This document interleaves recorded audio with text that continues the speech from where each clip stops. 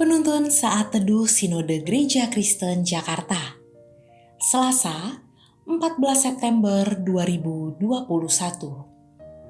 Judul renungan, Tantangan di Ladangnya.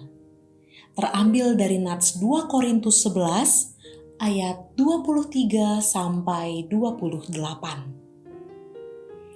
Apakah mereka pelayan Kristus?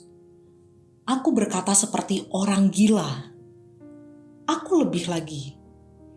Aku lebih banyak berjerih lelah.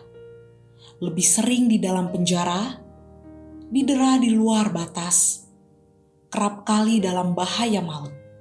5 kali aku disesah orang Yahudi. Setiap kali 40 kurang 1 pukulan, 3 kali aku didera.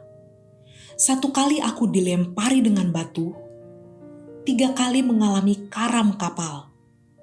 Sehari semalam aku terkatung-katung di tengah laut. Dalam perjalananku, aku sering diancam bahaya banjir dan bahaya penyamun. Bahaya dari pihak orang-orang Yahudi dan dari pihak orang-orang bukan Yahudi. Bahaya di kota. Bahaya di padang gurun. Bahaya di tengah laut. Dan bahaya dari pihak saudara-saudara palsu. Aku banyak berjerih lelah dan bekerja berat. Kerap kali aku tidak tidur. Aku lapar dan dahaga. Kerap kali aku berpuasa, kedinginan dan tanpa pakaian. Dan dengan tidak menyebut banyak hal lain lagi. Urusanku sehari-hari yaitu untuk memelihara semua jemaat-jemaat. Penglause, tolong berhenti mengajar dulu. Seorang panitia berbisik di dekat telinga saya. Ada banyak polisi datang.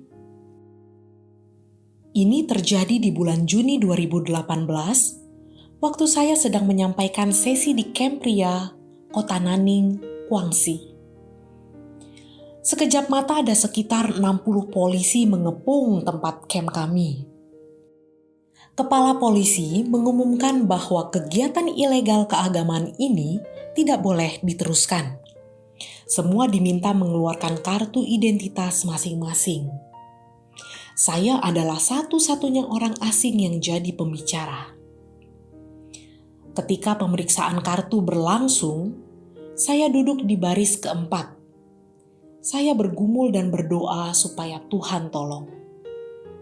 Jika ketahuan saya orang asing dan mengajar, pasti akan ditangkap. Saya berpikir keras bagaimana bisa luput dari tangkapan polisi. Ketika pemeriksa hampir ke baris 4, saya pelan-pelan berjalan ke belakang. Setelah pemeriksaan sampai ke baris 6, saya pelan-pelan kembali ke bangku baris keempat. Puji Tuhan saya terluput dan identitas saya tidak ikut terjaring. Ini salah satu contoh bahaya atau tantangan yang harus saya hadapi ketika pelayanan di Tiongkok. Paulus dalam misi pengabaran Injilnya juga mengalami banyak bahaya dan tantangan. Kalau kita melihat tantangan dan kesulitan yang dihadapi Paulus, maka tantangan yang kita hadapi hari ini tidak ada apa-apanya. Pengalaman Paulus tercatat di 2 Korintus 11 ayat 23 sampai 28.